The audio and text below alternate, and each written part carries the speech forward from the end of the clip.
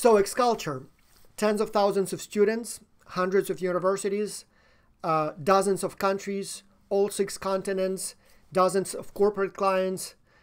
Let me tell you what we do, who we are, where we came from, and where we are trying to go with this XCulture project. Hi, my name is Dr. Vas Taras.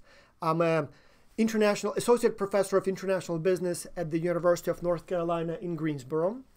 And I launched XCulture 10 years ago. So the original idea for the project was very, very simple. And it sort of came from a need to add an experiential component to my international business courses. If you teach international business, you probably have found yourself in this situation many times too. So where you would be standing in front of the classroom and you would be telling your students that doing business with, for example, Ukrainians is different than doing business with Americans. And your students look at you and it's not that they don't believe you. It's more like they don't fully comprehend what you're trying to say. It's as if you're trying to teach them how to swim on a football field, right? You can spend hours and hours lecturing them about how water feels, that water is wet. You can show them movies about the ocean, and you can assign them books about, you know, the water or the ocean or the sea. But until the students get in the water, they will not be able to learn how to swim. It's just not something that you can learn from lectures or videos or books, right? Same thing with international business. You kind of have to experience it to fully understand the real challenges of working with people from different countries. And so that's exactly what I was sort of missing in my courses. And I thought maybe I can find a way to allow my students work with students from other countries so that they can experience in real life what I'm trying to teach them in the classroom. And so I could not think of anything better at that time than just simply send out an email through the Academy of International Business asking if any colleagues of mine also teach international business and would like to work with me on this. And so the idea was that my students would be placed in teams with students of another professor in a different country. And so they would deal with cultural differences and time zone differences, institutional differences, as they are working on a term project. And so by doing so, they will experience in real life the challenges that I'm trying to describe in the classroom. And so I sent out that email, and to my surprise, many, many people responded. I thought I would find one professor, but there were 7 people or 7 universities that participated in the project the first time. We had 7 countries. But since then, the numbers have been growing and growing and growing. For example, this semester we have over 6,000 students. They come from 187 universities. The universities are located in 43 different countries. But many students are taking courses online from different locations. Plus, we now have some non-student participants. So we have a total of 89 countries represented in the project this semester by the location of the students. And so over these years, over 65,000 students have taken part, and then another, 6,000 or 7,000 will be, 6,000 will be added this semester. So it's tens of thousands of students over the years that have participated in the project. And so what we do is we place those students in global virtual teams. So a typical team would be comprised of usually about 6 or 7 students, each one of them in a different location on the planet. So many teams literally have a student on every continent. And so this way, they do experience the time zone differences. They do experience firsthand cultural differences, institutional differences, differences in work styles. They need to work online using online communication tools. So it's a real deal. And so they work on a challenge for the whole semester. So it's not just a little simulation in course. It's a whole semester project. And so it's also not the same thing as, for example, visiting a country where you just observe. Here you have to complete an assignment with your team members from different countries. So you really learn how to work with people from different countries, not just observe them. Now, when we started doing the first time, when we started doing the project, the task was very simple. There was some sort of a case study if you had $1 million and you had to start a business, what that business would be, basically write a business plan. But then all kinds of interesting developments started happening that have reshaped and progressed the project far beyond what was originally envisioned. And I will describe those developments in a minute, but I would like to, a disclaimer, honestly admit that all these wonderful developments, all this growth, all these new directions, they are not really a product of some sort of, genius thinking or a big strategic vision, a meeting of a bunch of professors who came up with this. I mean, the reality is we basically have been reacting to demand. Like, for example, in 2013, we started working with real companies. And so until then, I cannot believe, but we did not think about involving real companies. And so what happened was the opposite. They came to us. One of our professors was doing a consulting project with Mercedes-Benz. They were brainstorming some ideas. The professor said, hey, I have access to these X-Culture students. At that time, it must have been about 1,000 of them in a semester. And so they thought, well, let's maybe ask these students if they can come up with some solutions to our problems. They tried. And the students actually did a pretty good job. And in fact, here I have a picture. So this is our very first meeting at a client's company. So it was in Turkey, Istanbul, at the Mercedes-Benz factory. So they invited about 30 students to attend this, X-Culture meeting hosted by their company. So they have this big factory in Istanbul where they make buses and trucks. And so the students were able to meet with the company management, see how those buses and trucks are made, and then present their solutions to the challenge presented by Mercedes-Benz. And so again, it was a smaller group that attended the meeting. I mean, there were many more that worked on it virtually. But ever since, we thought, hey, it would actually be much more useful for the students if they worked on real life, like real international business challenges presented by real clients, not something hypothetical. And so ever since, we would allow companies to present challenges to our students, and the students would work on those real life cases. So this semester we have 14 companies, and they each come from a different country and a different industry. Just to give you some examples of big name companies that you probably know that have participated in X-Culture, like for example, Louis Vuitton. So they were asking for ideas where they should open the next store and the design for that store and advertisement, how do you make it most appealing to the customers in that location? Or, for example, the Home Depot, the retailer of home construction, materials and tools. So they were asking for ideas for how to improve the .com services, but also how to expand beyond North America. So they operate currently in Canada, Mexico, and the United States. So they wanted some ideas for how to expand beyond this market. So all kinds of different big companies, but also many smaller companies. So we have, for example, Milare Chocolate. They make chocolate out of Colombia. Or, for example, Unicheck, a plagiarism detection software company out of Ukraine. Or, for example, all kinds of clothing companies or IT companies, just about any industry you can think of. So Polaris, for example, snowmobiles and ATVs, those kinds of things. And so this way the students have not only the international experience, but also the business consulting experience. So we organize live webinars with the clients. So they meet the CEO, they meet the company founder, the management team, they ask questions, get feedback. So it becomes a pretty involved, project where the clients work with the students present their ideas. Everybody wins. The clients get brilliant ideas from the students. In many cases, the students bring them real business leads, literally go and find potential buyers or distributors or retailers. So suggestions, like some companies literally change their names following the students' advice. So, but also the students learn international business. Students also learn business models of their clients. And in many cases, they like each other so much. Some of the reports are so good that the client says, hey, can you tell me who wrote it? I want to give them a job. And so some students get jobs, some get internships. So it's a win-win combination. The businesses get what they want, but the students also learn in the process. So now we would select 10 plus companies in a given semester, and students can choose any of those clients and work on that challenge. Now, other developments happen too. Like, for example, we have this wonderful, what we call the X-Culture coaching program. So what happened was that many students wanted to participate in X-Culture again, and then often again and again and again. So they did it first as part of their course at a university, but then they said, I liked it very much, can I do it again? And so once we had students who have participated 2, 3, or even 4 times, we thought, hey, why ask them to do the same thing again when they can actually do something more productive? And so we started inviting the best students from the last semester to become coaches to the new generation of X-Culture students.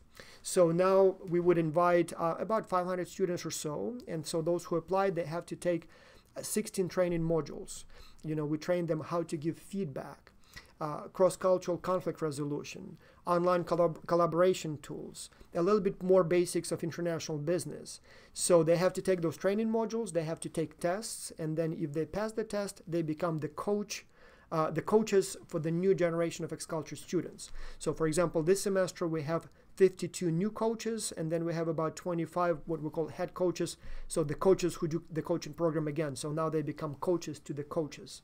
And so again, it's a very wonderful arrangement, because this way I get helpers, I get dozens of qualified, additionally trained, usually former MBA students who have done X-Culture. They have the experience, and now they're sharing their wisdom, the tips, the guidance with the new generation of X-Culture participants. But then also the coaches themselves gain very valuable experience. In addition to being the members of the teams the first time, now they're basically managers, mentors, coaches, big brothers, if you want to call it that way, to hundreds of international teams. So they deal with all kinds of, conflicts and interesting situations in teams, and, they provide feedback. They help teams, set up meetings, all kinds of things. And I'll be honest with you, not even many managers have that sort of experience. I mean, how many managers really manage like truly diverse, like very, very multicultural teams? Hundreds of them, and they see what's going on in those teams. They read their weekly reports, they provide feedback. I mean, this is the kind of experience that, not many people have. So a very, very good thing for the students, both for experience, but also when the time comes to apply for jobs. I mean, you have on your resume something that nobody else has, right? So very good in that respect. Another interesting development is X-Culture Kids and X-Culture Professionals. Again, the first few years we did it, it was all university students. But then friends of those students started hearing about X-Culture, and they started saying, hey, can I participate? Likewise, many professors who participate in X-Culture, and over the years we've had 809 professors as of now who have participated in X-Culture. About 2/3 of them participate multiple times. Some retire at some point. Some have participated every single time ever since we started the project. And so the professor started asking me, I have a child, 15 years old, very smart, very talented. Can he or she participate? And so initially we were saying no, it was mainly for the university students. But then I thought, hey, maybe let's give it a try. And so first we allowed the non-student professionals, adults, to participate. And the vast majority of them were people who just wanted this experience on their resume, so if they apply for a job or a promotion, they have something that will differentiate them from the competition.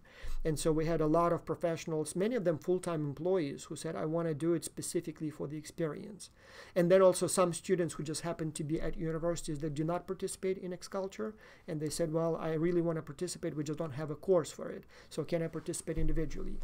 But then a growing number of teenagers. So first we did it with 100 teenagers who were all kids of our professors, but then friends of those kids and then friends of those friends came, and so now we would get up to 2,000 applications in a given semester from kids who would like to participate in X-Culture. I mean, obviously for the younger teenagers, it would be the parents who apply. Now we started getting applications from teachers. But we also have a lot of applications from older teenagers who apply on their own. Apparently in some countries, like in Ireland, teenagers have to take 1 year off or 1 semester off in the high school to do some sort of projects. And so they often look for those projects, and X-Culture is a wonderful project to do. So they come to us and say, hey, can I do X-Culture during this semester? Works for us. So we have a total of normally about 2,000 applications from something like 115 countries. But again, with the kids, we make them take some training before they're placed on teams. And so for 4 weeks, they have to take 16 training modules, 4 modules per week, and they have to take a test on each of those. And obviously not everyone is prepared to, for that sort of workload, week after week after week. So some drop out, some may not be fully qualified as far as English goes or things like that.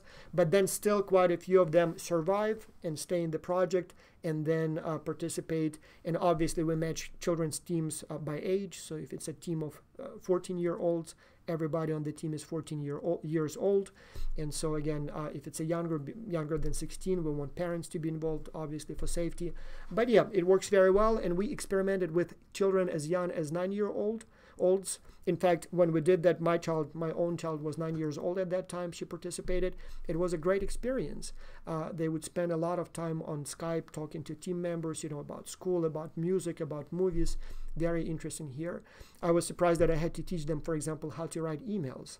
Turns out kids these days, they don't write emails. And so, usually like Snapchat is good for, just handing out. But if you have to develop a business proposal for a client company, you obviously, have to do it in a more sophisticated way. So we had to teach them how to use Dropbox and Google Docs and, all those tools. And so very interesting experience, and the kids loved it, did very good presentations, and Then another development is the X-Culture Symposium. So many of our students started using the X-Culture experience to write a paper, like a research paper, and they started coming with us to the Academy of Management, Academy of International Business Conferences as co-presenters. But then so many of them were interested in going to these meetings that we started organizing separate, what we call X-Culture Global Symposium. So we do one every fall in collaboration with the Academy of International Business, the U.S. Southeast Division. And so usually we have about 50 students attending those symposia. And then because of the demand and because there is a limit on how many students we can bring to a real kind of scholarly conference, so starting several years ago, we started organizing the X-Culture Symposium in the summer on our own. So twice a year. So the summer one usually has up to 200 people, about 50 professors and 150 students. And here, I'm not sure if you can see, I have pictures from each of those meetings. So we've had about 13, 14 of them so far.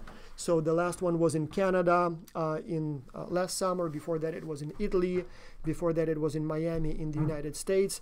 This particular one was supposed to be in Singapore, but we had to cancel it because of the coronavirus. We will move it to the next year, so it will be just a little bit later. So again, a wonderful event for the whole week. The students meet the local community leaders and professionals, and the mayor of the city, visit a lot of companies, and we do all kinds of seminars on how to write a resume, how to look for a job, how to apply to a graduate program, those kinds of things. Very useful stuff. Then research. Research is a huge component of X-Culture. We collect a lot of data. We track over 2,000 variables, multi-level, individual, team, university, country, multi-source, self-reports, peer evaluations, experts evaluations, administrative records, qualitative, quantitative, longitudinal. Many variables are tracked every week, so we have weekly progress reports and measure many things every single week. And so we do a lot of research. If you go to our website, you will see we have about 40 papers in development now. We have published dozens of papers. We have 6 dissertations already defended based on X-Culture data, and we have about a dozen dissertations being developed now as we speak. We are collecting data for 2 dissertations at this time, so work a lot with the graduate students as well, so big deal. Several times a year, we even organize what we call the X-Culture Research Hackathon. And so what that is, about a dozen professors would sort of lock ourselves in a dormitory, usually during the summer when it's empty. And for a week, nonstop, we do research. Wake up, start writing papers, start doing some analyses. Every few hours, meet, provide a presentation update to your colleagues, get feedback, get criticized, work for a few more hours, repeat, and then so till midnight, and then you drop sleep for a few hours and repeat next day. A very good experience. In those several concentrated days of work, you can literally go from the research idea to the full draft of the paper. You kind of pack about 100 hours in that week just doing nothing but research, switch off everything. So again, we booked a whole house in Vancouver right before the Academy of Management conference for this year. So hopefully the conference will not be canceled, and if so, we'll have one of those hackathons in a few months again this year. So another thing that we started doing is what we call the X-Culture Business Incubator.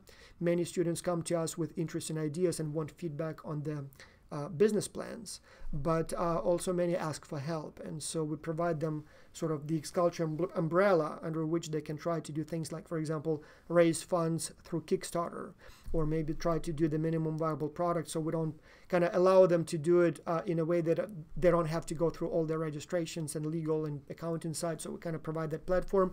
We're still testing it. We've done it only with a few companies or a few startup ideas, but if it goes, we may do it on a much larger scale. But yeah, that's basically the idea. So there are a few other ideas that we want to do. Like, for example, we want to build this virtual TA platform, which is basically like almost like Uber or Airbnb, but for teaching assistants. So students are eager to work with professors for experience. So when they apply to colleges, to graduate programs, they can say, I was a teaching assistant to a professor in, for example, the University of North Carolina, Greensboro. And so they want to do that. They're willing to do it for free. They're willing to do it for mentorship, for experience. But I, as a professor, I'm always in need of help. And so we have hundreds of students interested to help, and we have hundreds of professors needing help. And so we're trying to build this platform where the two groups can meet each other and can basically exchange time in exchange for mentorship and recommendation letters. So lots of interesting ideas, but that's basically what we do. So you can find more information on xculture.org. So where's my website here? And if you Google my name, my contacts should be there on the first page. Contact me. I would be happy to give you more information. So exciting times, lots of plans. We'll see how things go. And especially now, it's actually interesting. We see a huge increase in applications for the next semester, both from universities, but especially from the parents of the kids. With all this quarantine and people sitting at home, all of a sudden the value of good experience-based education from home is becoming very important. And so it seems like parents, kids, professionals, students all of a sudden want to work with us to gain that experience online, but in real collaboration, not just an online course, but a real collaboration project with real clients, with real people. So we'll see how things go, but it seems like we'll have many more participants next semester because of this whole geopolitical and pandemic situation. Thank you very much, and if you have any questions, please do contact me anytime.